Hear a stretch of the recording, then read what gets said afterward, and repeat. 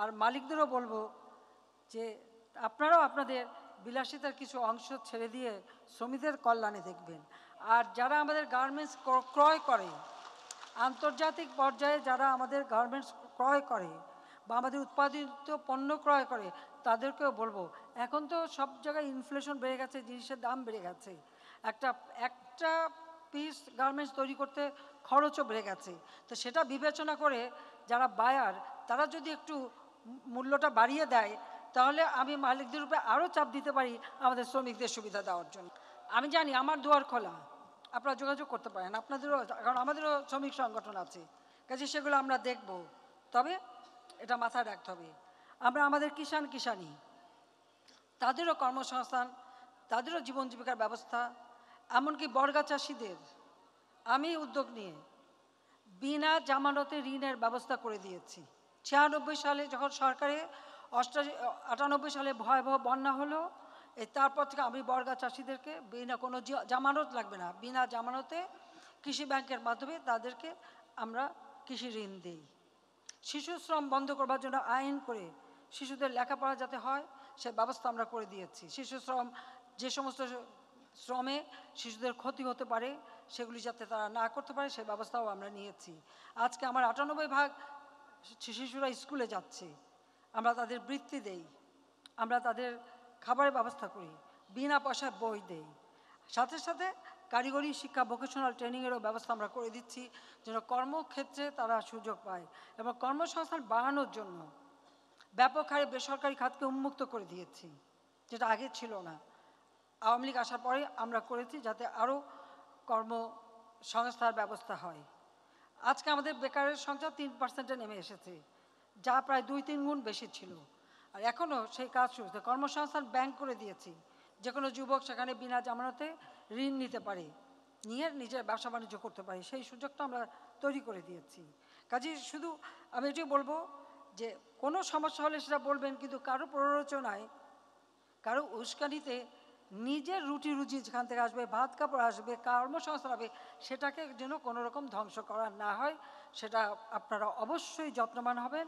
আর মালিকদেরও বলবো যে আপনারাও আপনাদের বিলাসিতার কিছু অংশ ছেড়ে দিয়ে শ্রমিকদের কল্যাণে দেখবেন।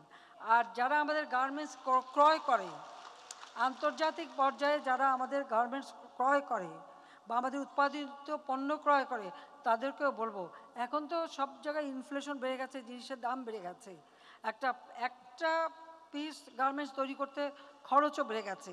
তো সেটা বিবেচনা করে যারা বায়ার, তারা যদি একটু মূল্যটা বাড়িয়ে দেয়, তাহলে আমি মালিকদের উপরে আরও চাপ দিতে পারি আমাদের শ্রমিকদের সুবিধা দেওয়ার জন্য। আমি আশা করি আইএলও শুধু শ্রমিকদেরটা দেখতে গেলে সাথে সাথে এই মালিকদের বিষয়টাও দেখবে, এটাও যেন হয়।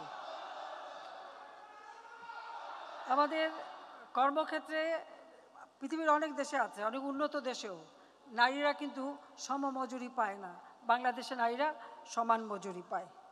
আজকে আমাদের কর্মজীবীর সংখ্যা মহিলাদের 43.41 ভাগে বৃদ্ধি পেয়েছে, যা ছিল মাত্র 22.81 ভাগ। আমরা কিন্তু সেটা বৃদ্ধি করে দিয়েছি। এখন মেয়েরা সর্বক্ষেত্রে কাজ করতে পারে, সেই সুযোগ আমরা সৃষ্টি করে দিয়েছি, তাদের নিরাপত্তার ব্যবস্থা আমরা করেছি।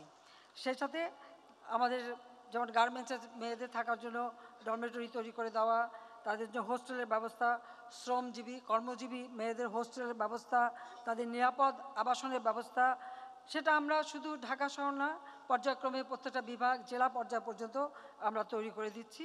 আর দক্ষতা উন্নয়নে যাতে তাদের ভালোভাবে ট্রেনিং পায় সে ব্যবস্থা আমরা করেছি। আমরা আমাদের ক্ষুদ্র নৃগোষ্ঠী তাদের এবং তাদের পরিবারের সদস্যদের কল্যাণে এবং দক্ষতা উন্নয়ন কার্যক্রম জোরদার করতে রাঙামাটি খাগড়ায় একটা বহুবিধ সুবিধা সহ শ্রম কল্যাণ কমপ্লেক্স নির্মাণ করা হয়েছে। নারায়ণগঞ্জে 1530 জনের ধারণ ক্ষমতা সম্পন্ন 2টি বহুতল কর্মজীবী শ্রমজীবী মহিলা হোস্টেল এবং 5 শয্যার হাসপাতাল সুবিধা সহ শ্রম কল্যাণ কেন্দ্র নির্মাণ করা হয়েছে। তাছাড়া আমাদের সারা বাংলাদেশে কমিউনিটি ক্লিনিকের মাধ্যমে যে কেউ বিনা পয়সায় চিকিৎসা পাচ্ছেন, 20-30 ধরনের ঔষধ আমরা বিনা পয়সায় দিচ্ছি। কারণ আওয়ামী লীগ তো খেটে খাওয়া মানুষের দল, আমরা আওয়ামী লীগ কিন্তু ওই ক্ষমতার উত্তরণ ঘটিয়ে আসেনি, মাটি মানুষের থেকে এসেছে। কাজে আমরা আমাদের দেশের মানুষের জন্যই কাজ করি। আইএলওর কনভেনশন যতগুলি জাতির পিতা বঙ্গবন্ধু করে গিয়েছিলেন, এরপরে বাকি যতগুলি কনভেনশন এবং প্রোটোকল আওয়ামী লীগ ক্ষমতায় এসে সেগুলি আমরা সই করেছি। এটা কিন্তু আমরা করেছি, এমনকি আমেরিকাও কিন্তু করে নাই। আমেরিকা করে নাই, যদিও তারা প্রশ্ন ওঠে আমাদের কাছে শ্রমিকের কল্যাণ। আমি যদি জিজ্ঞেস করি যে তারা কয়টা আইএলও কনভেনশন বা প্রোটোকল সই করেছে, তার বোধহয় জবাব দিতে পারবে না। খুব বেশি হলে বোধহয় 2টো করেছে, তার বেশি না। আর সেখানে যদি কেউ আন্দোলন করে সাথে সাথে চাকরি শেষ। আর আমরা আন্দোলন করলে তাদের সাথে বসি, কথা বলি, সমস্যাগুলি সমাধান করি। এখানেই বিরাট তফাৎ। সেই জন্য আমাদের উপর অনেক খবরদারি করার চেষ্টা করা হয়। আমাদের জুট মিলগুলি বহু বছরের পুরনো, কোনোটা 56 সালে, কোনোটা 60 সালে এরকম করা, সেগুলি লাভবান হচ্ছিল না, কিছুতেই ওগুলি চালানো যাচ্ছিল না। আমরা এর আগেও বহুবার গোল্ডেন হ্যান্ডশেক হয়েছে, কিন্তু আমি আসার পরে আমি ঠিক করলাম যে না, এভাবে কারখানা চলবে না। কিন্তু পাট আমাদের কৃষি পণ্য, আবার আমাদের শিল্প পণ্য, পরিবেশ বান্ধব পণ্য।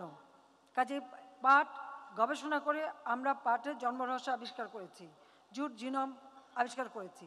কাজে পাটকে আমাদের বাঁচিয়ে রাখতে হবে।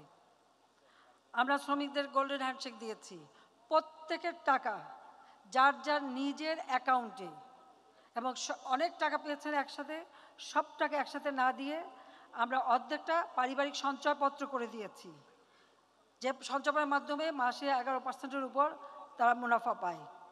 আর বাকি কিছু টাকা হাতে দিয়েছি, কারণ আমি জানি নগদ টাকা হাতে পেলেই সব টাকা খরচ হয়ে যাবে। সেই জন্য তাদের সুরক্ষা দেওয়ার জন্য এই পারিবারিক সঞ্চয়পত্র করে কোনো শ্রমিক বাদ নেই, প্রত্যেককে আমরা দিয়ে দিয়েছি। তার পাওনা কড়াই ঘন্টা হিসাব করে সরাসরি ব্যাংকের মাধ্যমে তাদের অ্যাকাউন্টে জমা হয়ে গেছে। তাদেরকে একদিকে পারিবারিক সঞ্চয়পত্র, অপরদিকে কিছু নগদ টাকা দিয়েছি।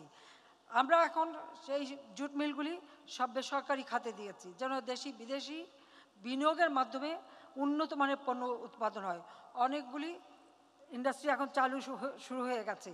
যারা চালু করেছে আমাদের অনেক শ্রমিক কিন্তু আবার পুনরায় সেখানে কাজ পাচ্ছে, অনেকেই চাকরি পাচ্ছে, সে ব্যবস্থাটাও করে দিয়েছে। এবং যখন দিয়েছি তাদের এটাই বলেছি, যারা দক্ষতা অর্জন করেছে জুট মিলে কাজ করে, তারাই আপনাদেরকে ভালো রেজাল্ট দিতে পারবে।